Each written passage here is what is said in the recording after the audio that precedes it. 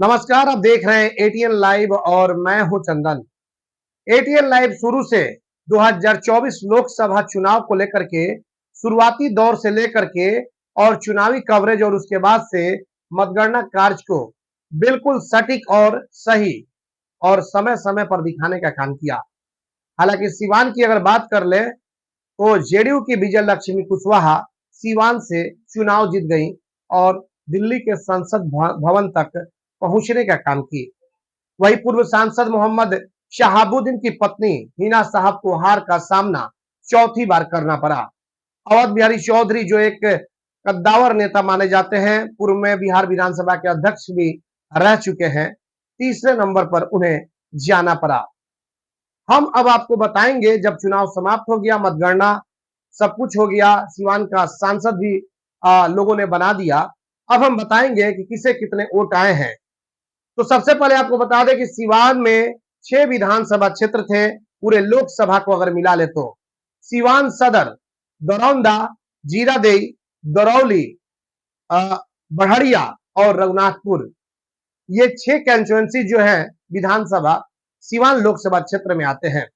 और बाकी के बच गए 2 जो सिवान जिले में आते हैं, महाराजगंज और गोरिया कोठी, ये महाराजगंज लोकसभा क्षेत्र में चले गए हैं। तो ये जो सिवान लोकसभा सीट की हम बात कर रहे हैं जिसमें 6 विधानसभा है, उसमें हम आपको बताएंगे कि किस कैंडिडेट को कितने वोट मिले हुए हैं। मुख्य रूप से जो त्रिकोणीय मुकाबला चला शुरू से, वो भी है। और एक और उम्मीदवार है जिनके नाम की चर्चा नहीं हो रही है, जीवन जादव, उनकी तो जमानत तक जब्त हो गई। उनके समर्थकों का कहना था कि 1 लाख से ऊपर वोट आएगा, लेकिन जनता ने कुछ इस तरीके का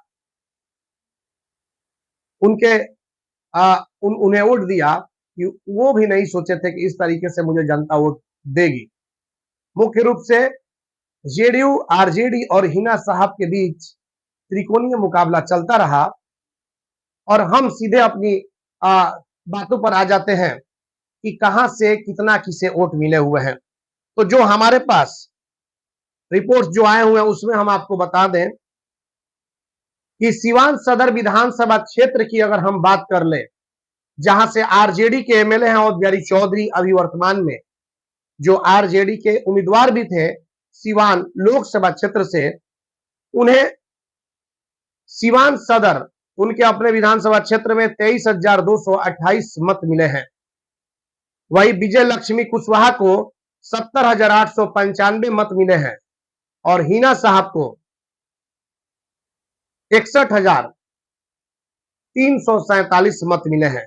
यानी कि सिवान सदर सीट से भी विजय लक्ष्मी कुशवाहा ज्यादा वोटों से आगे हैं और अवध बिहारी चौधरी जो कि आरजेडी के उम्मीदवार यहां से एमएलए हैं, वो बिल्कुल तीसरे नंबर पर जा चुके हैं। और उसके बाद से जो जीवन यादव है उनको मिला है 7,612। सिवान सदर सीट की हम बात कर रहे हैं।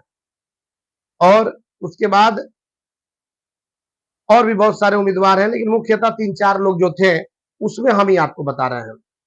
अब जीरादेई की अगर बात कर ले तो जीरादेई में अवध बिहारी चौधरी को 36,705 वोट मिले हैं।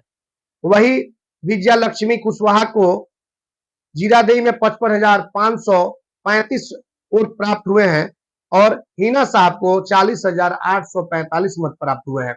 यानी कि जीरादेई से भी विजय लक्ष्मी कुशवाहा लीड की हैं।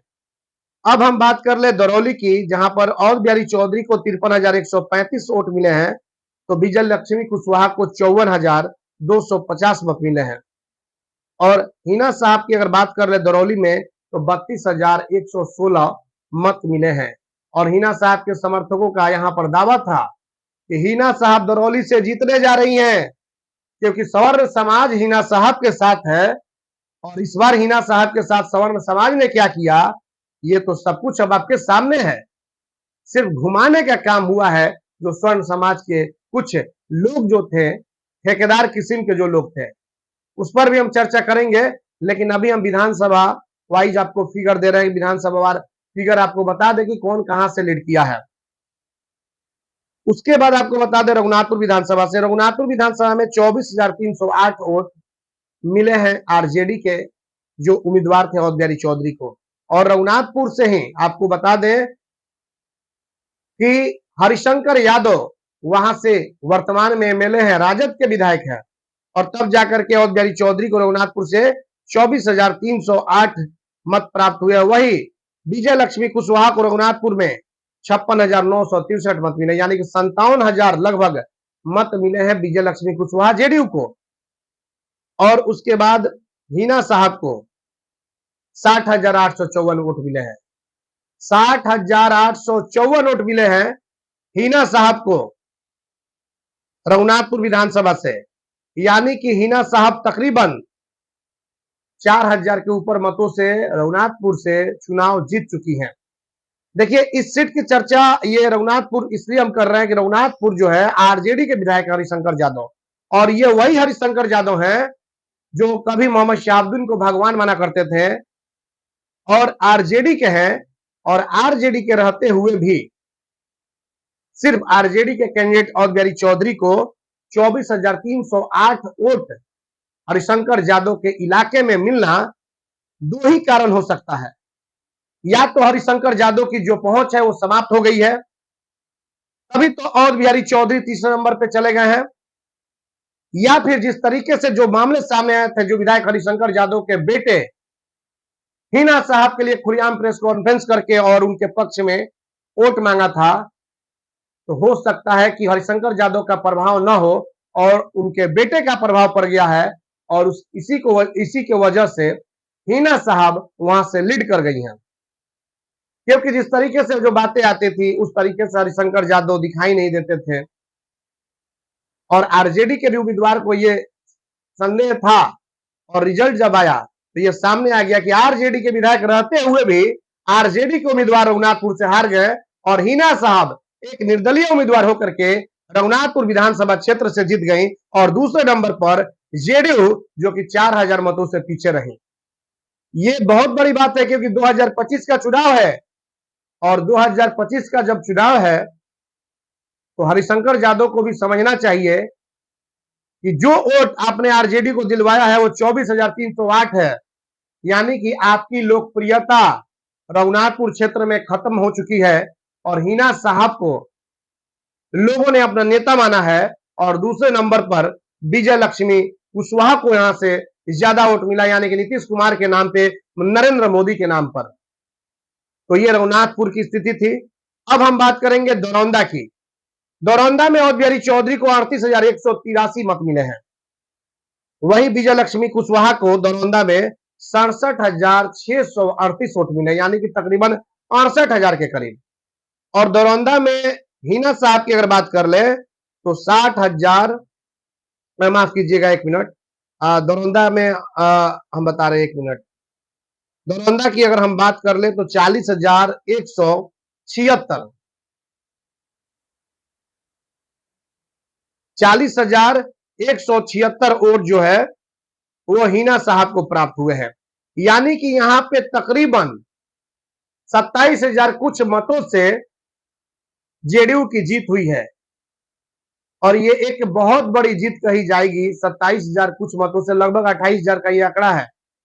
वहां पे देखा गया कि एनडीए के ही कुछ लोग विरोध में थे, यानी कि हिना साहब के पक्ष में दिखाई दे रहे थे, और करणजीत सिंह और व्यास सिंह जो कि दरौंदा के विधायक हैं बीजेपी से, उन्होंने एड़ी चोटी लगा दी थी। उन्होंने यहां तक सभा में कहना शुरू कर दिया था कि ये चुनाव रमेश सिंह कुशवाहा नहीं, यह चुनाव हम लड़ रहे हैं, यानी कि व्यास सिंह लड़ रहे हैं, और हमारी प्रतिष्ठा दांव पर है। और इस चुनाव में उनकी प्रतिष्ठा को दरौंदा की जनता ने बचाने का काम किया, और तभी तो तकरीबन 28,000 मतों के अंतराल से विजय लक्ष्मी कुशवाहा को सिर्फ दरौंदा विधानसभा क्षेत्र से चुनाव जिताने का काम किया। तो ये आंकड़े थे दरौंदा के। अब बड़हरिया की हम बात कर ले। बड़हरिया में अवध बिहारी चौधरी को 22,504 वोट मिले हैं। बड़हरिया में आरजेडी के अवध बिहारी चौधरी को 22,504 मत मिले हैं। वही विजय लक्ष्मी देवी को 80,344 मत मिले हैं। बहुत बड़ा ये भी आंकड़ा है 80,344 का, जो कि जेडीयू की विजय लक्ष्मी को मिला है। और हिना साहब की अगर हम बात कर ले तो यहाँ पे 57,746 यानी कि तकरीबन 58,000 वोट इन्हें मिले हैं। यानी कि यहाँ पर तकरीबन 22,000 कुछ मतों से बहड़िया में लीड हुई है। इनकी जीत हुई है आपको विजय लक्ष्मी कुशवाहा की। तो हिना साहब एक जगह सिर्फ रघुनाथपुर में चुनाव जीती हैं, बाकी के 5 जगहों पर, चाहे वो बहड़िया हो, चाहे वो दरौंदा हो, चाहे वो दरौली हो, जीरादेई हो या सिवान सदर हो, इन 5 जगहों से हिना साहब की करारी हार हुई है। अगर हम जीरादेई की बात कर ले तो सवर्ण समाज कहते थे कि हिना साहब लीड करेंगी। दरौली की बात कर ले तो सवर्ण समाज के कुछ ठेकेदार हैं, वो कहते थे कि हिना साहब की जीत होगी। और इसी तरीके से बड़हड़िया की अगर बात कर ले तो वो भी कुछ ठेकेदार वहां पे थे जो कह रहे थे कि हिना साहब की जीत होगी।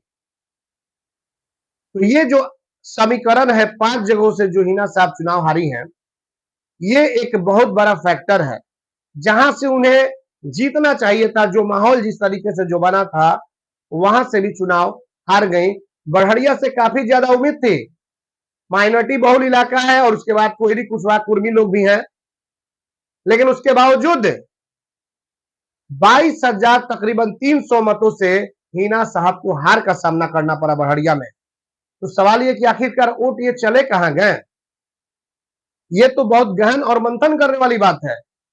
अब बरगलाने की जरूरत नहीं है, सब कुछ जो सीन है, जो तस्वीर है, वो तो अब क्लियर आ चुकी है।